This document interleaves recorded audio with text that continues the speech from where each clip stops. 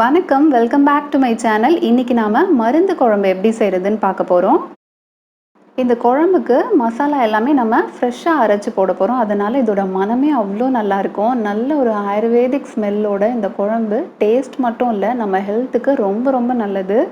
எல்லாருமே நாம் மாதத்தில் ஒரு வாட்டியோ 2 வாட்டியோ இந்த குழம்பு வச்சு சாப்பிட்டோன்னா நம்ம ஆரோக்கியத்துக்கு ரொம்ப ரொம்ப நல்லது.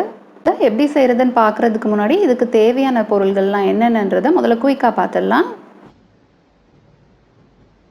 2 இன்ச்சு சுக்க உரல்ல இடிச்சிட்டு அதை சேர்த்துக்கிறேன். 2 காஷ்மீரி சிகப்பு மிளகாய் சேர்த்துக்கிறேன். இது ரெண்டையும் 2-3 நிமிஷத்துக்கு நல்லா வறுத்துக்கோங்க. சுக்கு கொஞ்சம் நல்லா வறுபடணும். நீங்கள் நார்மல் காஞ்ச மிளகாய் கூட ஒரு 2-3 சேர்த்துக்கலாம். 2 டீஸ்பூன் கடலைப்பருப்பு, 1 டீஸ்பூன் மிளகு, 4 திப்பிலி, இது ரெண்டையும் சேர்த்துக்கலாம்.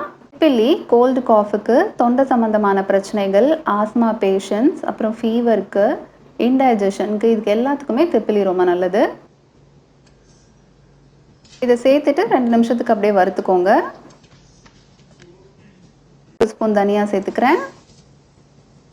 1/4 டீஸ்பூன் வெந்தயம், 1 டீஸ்பூன் ஜீரகம், 1/2 டீஸ்பூன் பச்சரிசி, 1 டீஸ்பூன் ஓமம், கொஞ்சமாக கருவேப்பிலை. இது எல்லாத்தையும் மீடியம் ஃப்ளேமில் வச்சு நல்லா பொன்னிறமாக வறுத்துக்க போகிறோம். இதெல்லாம் ஆறுனதுக்கு அப்புறமா மிக்சியில் சேர்த்து நல்லா பவுடராக அரைச்சி எடுத்துக்கலாம். நீங்கள் இந்த மாதிரி பவுடராக அரைச்சி வச்சதை ஒரு கண்டெய்னரில் ஸ்டோர் பண்ணி வச்சு கூட எப்போ வேணாலும் நீங்கள் குழம்புல சேர்த்துட்டு பண்ணலாம். இன்றைக்கி நான் கொஞ்சம் தண்ணி ஆட் பண்ணி இன்னும் நல்லா மைய அரைச்சி குழம்பு பண்ண போகிறேன். அதே பேனில் 4 டேபிள் ஸ்பூன் நல்லெண்ணெய் சேர்த்துக்கிறேன். இந்த குழம்பு நல்லெண்ணெயில் பண்ணுறது ரொம்ப ரொம்ப டேஸ்டியாக இருக்கும். எண்ணெய் சூடானோடனே கொஞ்சமாக கடுகு சேர்த்துக்கிறேன். கடுகு பொரிஞ்ச உடனே பால் காயம் இல்லை பெருங்காயம் பவுடர் சேர்த்துக்கிறேன். பெருங்காயம் எண்ணெயில் பொரியட்டும்.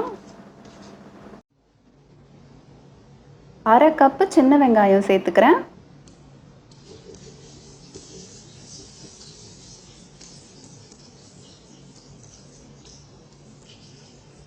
கொஞ்சமாக கருவேப்பிலை சேர்த்துட்டு 10லேருந்து 15 பூண்டு சேர்த்துக்கலாம்.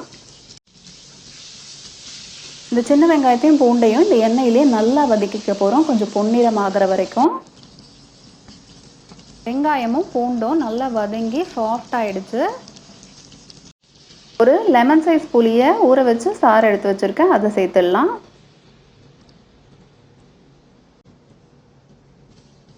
ஒரு வாட்டி கலந்து விட்டுட்டு ஒரு கொதி வரட்டும். நல்லா தண்ணி விட்டு மசாலாவை அரைச்சி எடுத்து வச்சுருந்தோம், அதை இப்போ சேர்த்துடலாம். சாரில் கொஞ்சமாக தண்ணி சேர்த்து அதையும் சேர்த்துக்கிறேன். இந்த மசாலாவை நல்லா கலந்து விட்டுக்கோங்க, எந்த லம்ஸும் இல்லாமல். இந்த குழம்பு எவ்வளோ திக்காக வேணுமோ அதுக்கேற்ற மாதிரி தண்ணி சேர்த்துக்கோங்க. நீங்கள் இந்த குழம்புக்கு தேவையான உப்பை இப்போவே சேர்த்துடலாம். இந்த குழம்பு நல்லா கொதிக்கட்டும், மீடியம் ஃப்ளேமில் வச்சே பண்ணுங்கள். குழம்பு கெட்டியாக ஆரம்பிச்சிருக்கு, எண்ணெயும் நல்லா பிரிஞ்சு வந்திருக்கு. குழம்பு இந்தளவுக்கு கெட்டியாக இருந்தாலே சாதத்தோடு பிசைஞ்சு சாப்பிட்றதுக்கு கரெக்டாக இருக்கும். உங்களுக்கு வேணும்னா இன்னும் சிம்மில் வச்சு கொஞ்சம் நேரம் கொதிக்க விடுங்க.